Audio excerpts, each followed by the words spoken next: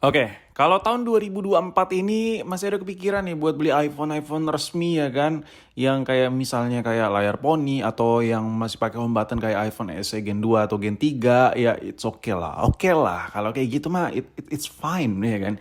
Itu adalah pemikiran yang normal-normal saja untuk saat ini. Tapi gimana kalau sekiranya di tahun 2024 tuh lu ada kepikiran buat beli iPhone yang resmi tapi itu yang versi tua, jadul, murah, meriah, muntah, parah, zaman dinosaurus. Apa yang terjadi pada saat momen-momen seperti itu ada di benak pikiran kita semua atau di otak lu yang lagi nontonin video gue yang gak jelas ini? Oke, gue bakal coba perinciin apakah iPhone yang resmi dengan harga spek murah meriah ini masih worth it, atau tidak. Oke, gue langsung jawab, jawabannya tidak. Tidak sama sekali. Lu tuh gak bisa ngarepin apa-apa di iPhone yang sudah jadul ini. By the way, iPhone 5S ini sekedar bacotan gak jelas aja. Zaman-zaman 5S ini masih euforia, wih HP mahal baru rilis, itu zaman-zaman dimana tuh orang masih pakai BlackBerry. Khususnya di Indonesia ya. Itu masih pada pakai BlackBerry dan BBM itu belum di-share ke Android dan iOS, dan benar-benar pada saat itu full BBM semua. Dan iPhone ini in the first generation pakai fingerprint sensor di model ini. Tapi ya, lu bisa lihat itu kodenya PAA. Apakah ada yang bisa dibanggakan dengan iPhone resmi, iBox resmi Indonesia yang bukan inter-interan ini? Kira-kira ada nggak sih yang bisa dibanggain di tahun 2024?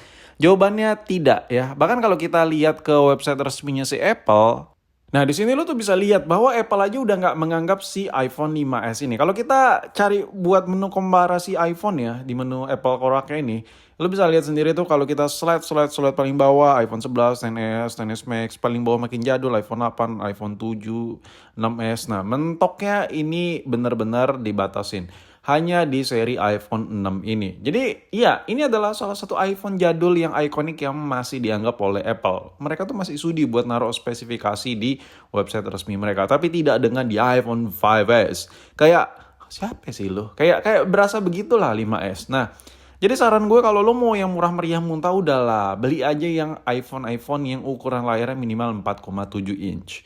Whatever lah, terserah lo mau kebutuhannya apapun itu, tapi intinya saran gue, rekomendasi gue jangan beli iPhone yang layarnya terlalu kecil seperti itu. Ya, ini lebih ke fungsi aja sih, biar lo nggak buang-buang duit. Karena kayak lo udah, gue kasih gambarannya aja deh. Kalau lo mau beli iPhone 5S yang resmi-resmi gitu, itu biasa tuh budgetnya tuh kayak di atas setengah juta, hampir sejuta harga, kayak 800, 700, sekitar segitu.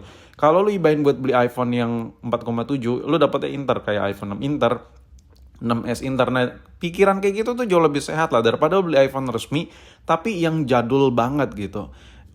Kalau IMEI gimana bang? Jadi gini, iPhone jadul itu rata-rata IMEI pasti aman lah. Rata-rata apalagi yang seri-seri jadul parah kayak iPhone 6 ya, itu udah lah, itu udah pasti aman. Masih kena pemutihan sedikit cuy, ya kan? Jadi aman lah, nyantuy ya, lanjay ya lah kalian pakai IMEI-nya ya kan. Nggak usah pula kalian pusing-pusing masalah IMEI ya kan.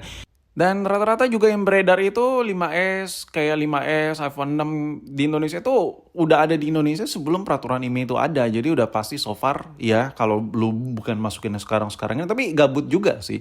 Distributor reseller mana yang mau masukin secara gelap iPhone 6, iPhone 5S apalagi. Kayaknya udah there's nothing impossible ya kalau lu nemuin 5S yang Loki May. Tapi ada ya sih kadang orang ya dari luar entah apalah beli pergi gitu ya kan buat keluarga atau apapun gitu.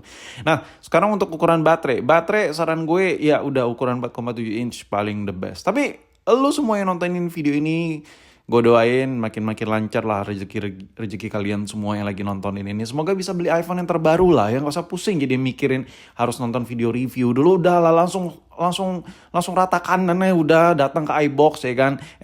Awak mau beli iPhone nih yang paling mentok aja ya kan, gak usah maju kali kalau liatin muka awak nih, cash nih, bayar, tancap, cabut kalian dari store ya kan, pegang tuh HP mahal ya kan. Kelar. Tapi gue doain semoga lu pada bisa kayak gitu, jadi gak usah mikirin spek ini spek itu ya kan. Ya amin dulu lah ya, doain yang baik buat penonton gue, kenapa enggak ya kan. Sekarang balik lagi ke inti video. Jadi kalau sekiranya lu ngarep iPhone yang kayak iPhone 5S ya, itu apalagi lu pilihnya yang iBoxan buat dipakai gitu, enggak lah.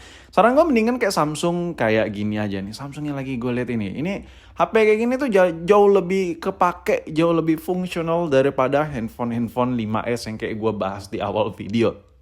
Samsung A04e ini benar-benar menurut gue ini paling the best lah di harga ratusan ribu. Jadi kalau lu punya budget nggak sampai sejutaan dan Lu ada kepikiran, duitnya gue ibain aja lah buat beli iPhone 5S yang resmi gitu, yang budgetnya di atas 500 ribu atau hampir sejuta gitu.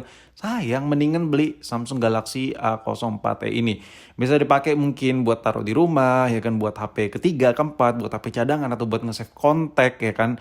Beberapa file penting, ya bisa lah ditaruh di sini ya. Menurut gue HP-HP kayak gini nggak hanya Samsung A04e ini aja, banyak kok Android lain yang lebih worth it to buy ya, daripada lo harus mengibahkan duit lo yang sekian ratus gitu untuk sebuah iPhone yang terlalu jadul. Nah, itu buat pemakaian ya. Kalau buat pemakaian fix, no debat ya, no kecot. 5S itu udah nggak bisa dipakai. Ini dari gue ya. Ini kalau lu pakai daily, kalau ada di luaran sana yang masih pakai 5S buat daily, gue doain lah. Semoga rezeki lu makin besar ya, karena sejatinya handphone ini dipakai udah ribet lah. Dan kalau kita bandingkan sama Android yang layar-layar AMOLED ya, yang layar-layar spek-spek bening, iya memang iPhone 5S ini kecil-kecil cabai rawit. Kecil-kecil cabai rawit parah, layarnya itu bisa ngalahin beningnya, brightness-nya. Tapi ini bukan masalah layar aja. Layarnya sebagus apa sih 5S ini? Sebagus apa emang ya kan? Kalau layarnya udah bagus, terus lu mau apa gitu? Dipakai nggak bisa, mau download juga ribet ya kan, udah banyak yang nggak support. Dan masalahnya lagi, kalau lo beli iPhone 5S sudah pasti second. Nah, kalau kita bicara stok second, ya tempat mana yang bisa menjamin kalau LCD-nya tuh masih bawaan Apple?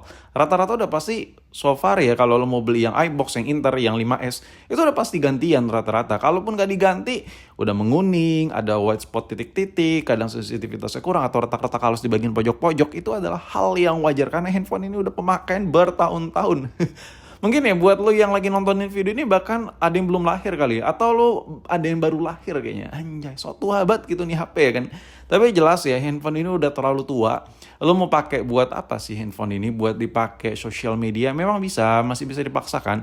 Cuman sayang gitu loh duitnya. Dengan budget ratusan ribu seharga 5S resmi ini, lo kalau ibain ke Android, itu udah dapat spek gahar ya, sesuai dengan harganya. Jadi menurut gua agak sayang sih duit dibain buat beli iPhone 5S resmi. Ini menurut gue ya, menurut pandangan gue. Kalau menurut lo gimana? Balik lagi sesuai kebutuhan lah, sesuai keinginan lo lah intinya. Di video ini gue cuma pengen kasih tau aja. Bang, kalau ngomongin kamera gimana 5S dengan harga segitu? Wah, Maxi ditanya. Gini loh, lo spend duit hampir di atas setengah juta, hampir sejuta buat beli 5S. Coba lo spend duit hampir sejuta buat beli HP Android. Itu banyak banget. Udah ada yang mode malamnya, udah ada yang lensa lebarnya. I know quality tidak bisa membandingkan ya kan. Cuman kalau buat pakai pakaian, fungsi-fungsian, Android jadi lebih jauh lebih berfungsi, jauh lebih worth it lah daripada iPhone jadul kayak gini.